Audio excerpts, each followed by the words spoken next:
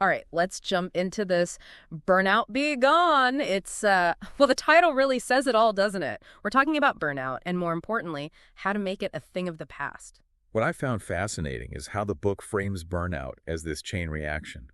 It all starts with chronic stress, that feeling of constantly being on and how it drains us, like literally depletes our energy reserves. Yeah, I can relate to that feeling. It's like running your phone on low power mode for days, you know? Eventually, the battery's just done. And in this case, it's like our adrenal glands waving the white flag.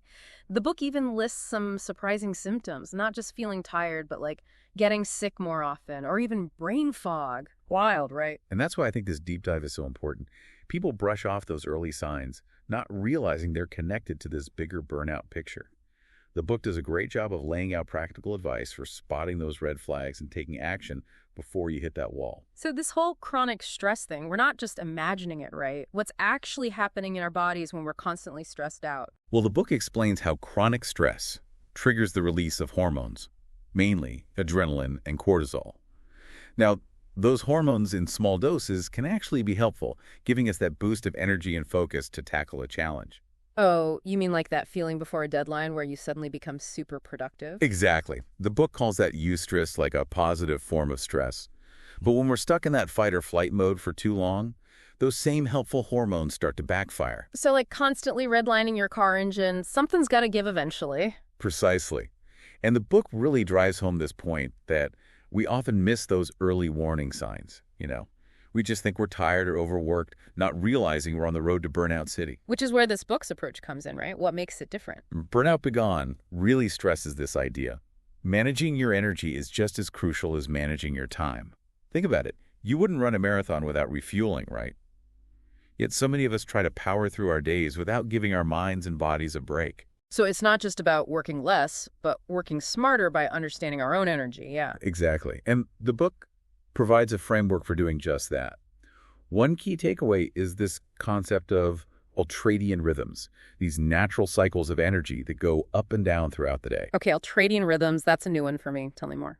Imagine your energy levels like waves peaking and then receding every 90 to 120 minutes or so.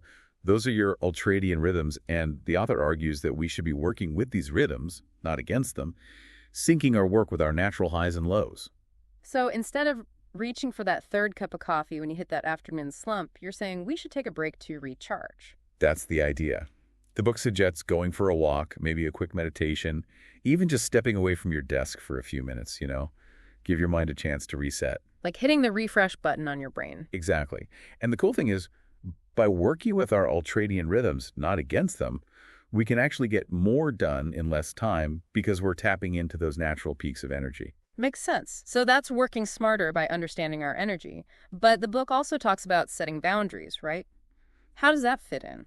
Setting boundaries is huge for protecting our energy, preventing that burnout. Remember we talked about those adrenal glands? They don't just get depleted by work, but by anything that triggers that stress response. So relationship stuff, money worries, even just feeling overwhelmed by your to-do list. Exactly. And that's where boundaries are key.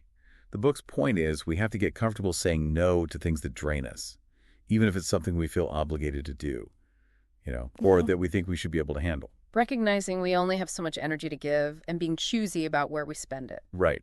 And saying no to some things lets us say a bigger yes to the things that really matter. Family, hobbies, just taking care of ourselves. Putting our own oxygen mask on first, so to speak.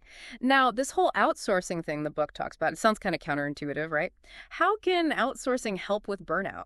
It's an interesting take, for sure. It's not just about delegating work tasks, but looking at our whole lives and finding places to bring in help, free up some mental and emotional energy. Like what? What can we actually outsource in our personal lives? Well, imagine hiring a virtual assistant for those little things, like scheduling appointments, booking travel, even managing your inbox. Or maybe a cleaning service to lighten the load at home. Okay, I'm seeing how that could free up some headspace. But what about people who are hesitant to ask for help, those of us who feel like we have to do it all ourselves? The book addresses that, right? It does. The author talks about how perfectionism, that need for control, can be big contributors to burnout. Right. And the antidote is learning to let go, trust others to help us out. So it's not about admitting defeat, but recognizing we don't have to go it alone. Exactly. And the book even gives some tips. for delegating effectively, overcoming those mental blocks that keep us from asking for that help. Okay, so we've got managing our energy, setting boundaries, and outsourcing. But what about when we're already feeling burned out? What does the book say about actually recovering and getting back to a good place? Burnout Begone actually dedicates a whole section to recovery, and it's clear. True recovery is about more than just taking a vacation. It's about getting to the root causes, making lasting changes to how we live and think. Not just a Band-Aid, but actually fixing the problem, huh? Right. And one of the most powerful tools the book suggests might surprise you: cognitive behavioral therapy, CBT.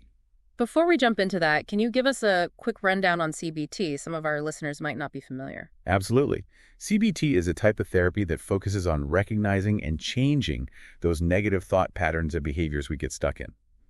The idea is our thoughts, feelings, and actions are all connected, right? So change your thinking, you change how you feel and act. Exactly. And CBT has been shown to be really helpful for a whole range of things: anxiety, depression, and even burnout. So how does CBT work specifically for burnout? What does that look like? Well, one key part is called cognitive restructuring. Basically, identifying those negative thought patterns that feed into burnout. Things like, I'm not good enough, I have to do everything myself, I'll never catch up. Oof, yeah, those sound familiar. So how do we actually change those thoughts? CBT gives you a framework to challenge them.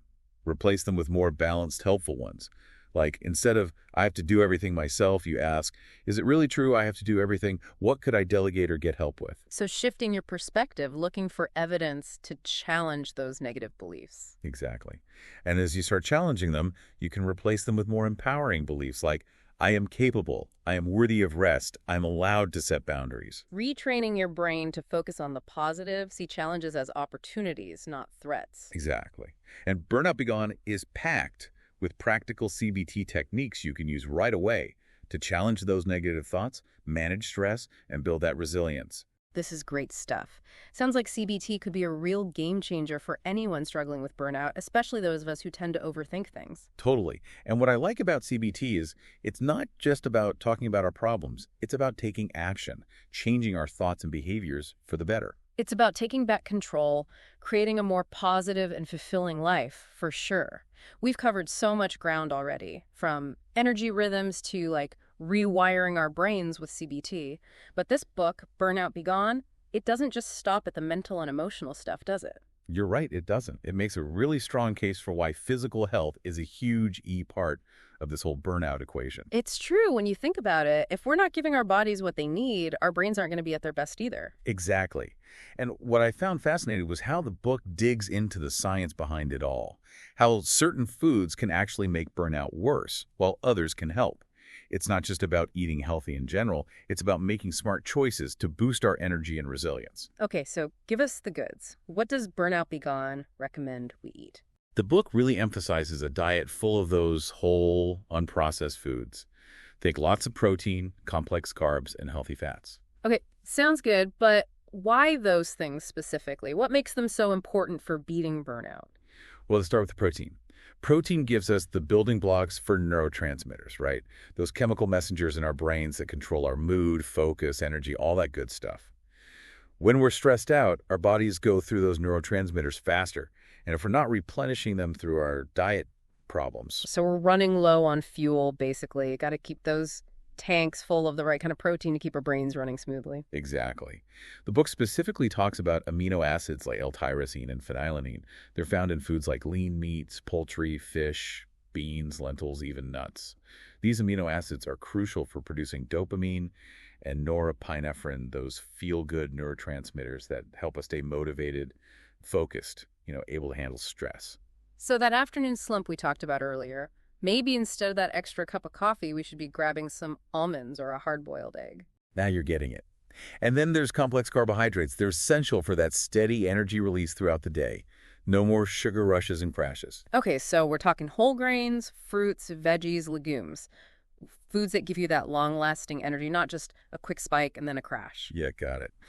Complex carbs take longer to digest, so they provide a more consistent energy source, keeping our blood sugar levels stable and preventing those dips that can make us feel, tired, cranky, less able to deal with stress. The book really stresses choosing whole grain versions whenever you can, since they've got more fiber and nutrients.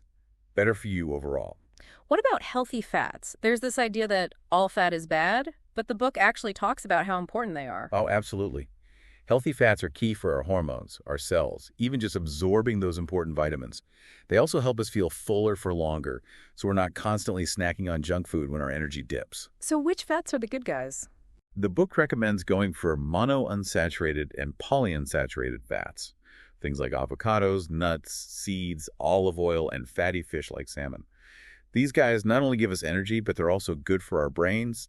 They fight inflammation, and they can even help balance our moods. It really is amazing how everything is connected.